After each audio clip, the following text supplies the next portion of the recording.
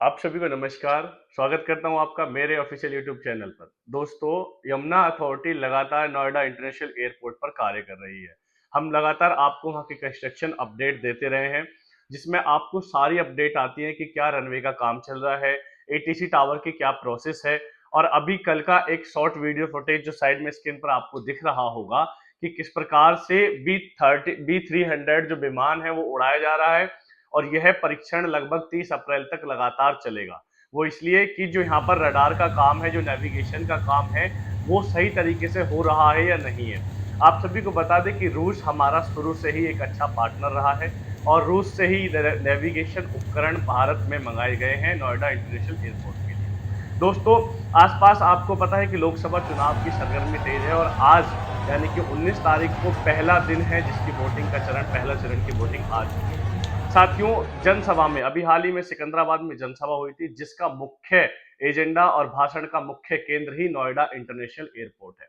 तो इसमें कोई भी कोताही नहीं बरत रही है सरकार की। यहाँ पर जो भी इसके निर्माण की तिथि है, उस तक यह आपको पूर्ण रूप से सुचारू रूप से चलता हुआ मिलेगा।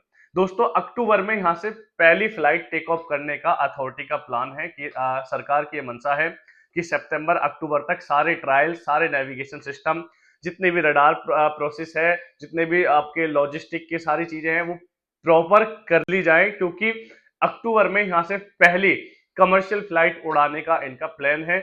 और दोस्तों, उसी के साथ साथ जैसे फ्लाइट टेक ऑफ करेगी, यहाँ आसपास प्रॉपर्टी में काफी बूम पाएगा, क्योंकि सरकार लगातार एफडीआई पर जोर दे रही है। आपने देखा कि एयरपोर्ट के नजदीक सेक्टर 28 है। सेक्टर 28 को मेडिकल डिवाइस पार्क के नाम से अलॉट किया गया है। उसमें कुछ पार्ट्स में मेडिकल डिवाइस पार्क है, कुछ पार्ट्स में उसका डेटा सेंटर है। तो मेडिकल डिवाइस पार्क के लिए लगा अथॉरिटी के जो अधिकारी हैं वो जापान गए हैं। जापान में वो जाके अपनी योजनाओं को बताएंगे और वहां से एफडीआई लेंगे, मतलब 100% फॉरेन डायरेक्ट इन्वेस्टमेंट हमारे यहाँ आएगा। जब ये इन्वेस्टमेंट यहाँ पर आएगा तो यहाँ जो कंसर्न अधिकारी ऑफिसर्स हैं, जो भी वर्कर्स यहाँ काम करेंगे, चाहे वो इंडिया के टॉप लेवल के हो, मैनेजमेंट के हो या अदर कंट्रीज के हो, तो वो कहीं ना कहीं ऐसी जगह ही इन्वेस्टमेंट देखेंगे कि जहां उनकी वर्किंग एरिया के पास उनको रेजिडेंस में मिल जाए।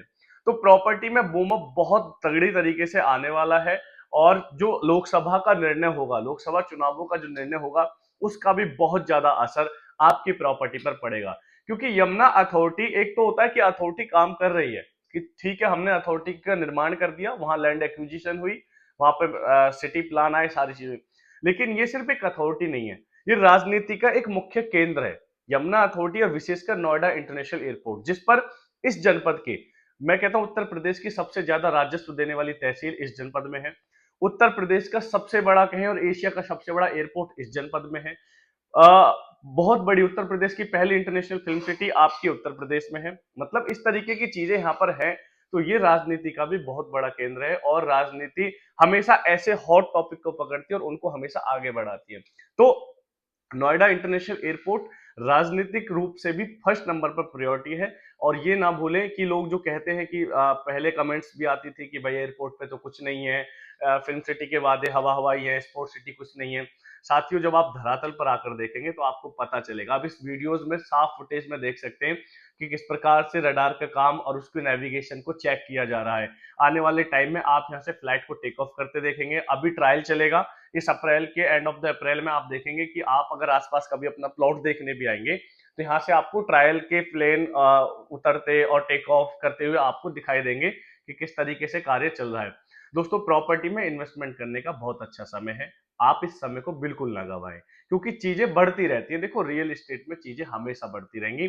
छोटे साइज में ले लें, बजट कम है तो 60 मीटर वाले में चले जाएं, उससे थोड़ा अच्छा है तो 120 में जाएं, 120 162 में चले जाएं। ठीक है, आपके पास 200 मीटर के ऑप्शन है, 300 है, 500 है, मतलब जिस तरीके से बजट है चीजें भी यहाँ पर अवेलेबल है। आप लोग अगर और बहुत कम बजट है और एक अच्छा इन्वेस्टमेंट देख रहे हैं तो किसान कोटा में जा सकते हैं। आप चाहे तो एग्रीकल्चर लैंड में जा सकते हैं। आसपास जैसे जो यूपी बॉर्डर को टच करती चीजें हैं, उस बॉर्डर के पास आप जमीन ले सकते हैं। भविष्य में फार्म हाउस आप काट के वहां बेच सकते हैं। तो मतलब बहुत सारे ऑप्शंस हैं। अगर आप किसी एक पर्टिकुलर एरिया पे फोकस करेंगे या आप किसी कंसल्टेंट से, जो ब्रोकर वहां पर काम कर रहे हैं, जो लोग आपको सलाह दे रहे हैं, उनसे अगर आप बात करेंगे तो आई होप कि आपका जो हमारी नैरो थिंकिंग थी तो वो ब्रॉड हो जाएगी। हमें पता लग जाएगा कि हम किस सेगमेंट में पर्टिकुलर अपना 1 करोड़ 2 करोड़ जितना भी पैसा वो किस तरीके से लगाएं कि एक अच्छा रिटर्न मिल सके। क्योंकि देखो प्रॉपर्टी वाले फील्ड में, रियल एस्टेट में, सबसे पहले तो आपकी सोच, जो आप सोच के बैठे, आपका विजन, दूसरा आपका डॉक्यूमेंटेशन प्रोसेस बहुत मायने रखती है, और तीसरा है आपका कंसल्टेंसी, जो भी आपके ब्रोकर हैं, जो भी आपके कंसल्टेंट हैं, वो आपको एक बेहतर गाइड दे कि भैया इतने समय में इतना मिलेगा, इस रुपए को यहाँ लगाओगे तो इतना इसमें अर्न करोगे। तो अगर आपकी कोई भी क्वेरी है यमुना में, ग्रेटर नोएडा में आप लोग हमसे संपर्क कर सकते हैं। आप कोई प्रॉपर्टी खरीद रहे हैं, आपको नहीं समझ में आ रहा है कि क्या चीजें करना चाहिए, नहीं करना चाहिए, तो मेरा नंबर मेंशन है, आप हमसे सलाह ले सकते हैं। ऐसा नहीं है कि आप विकास से प्रॉपर्टी लोगे तो ही मैं आपको चीज बताऊंगा, अदरवाइज नहीं लोगे तो मैं नहीं बताऊंगा।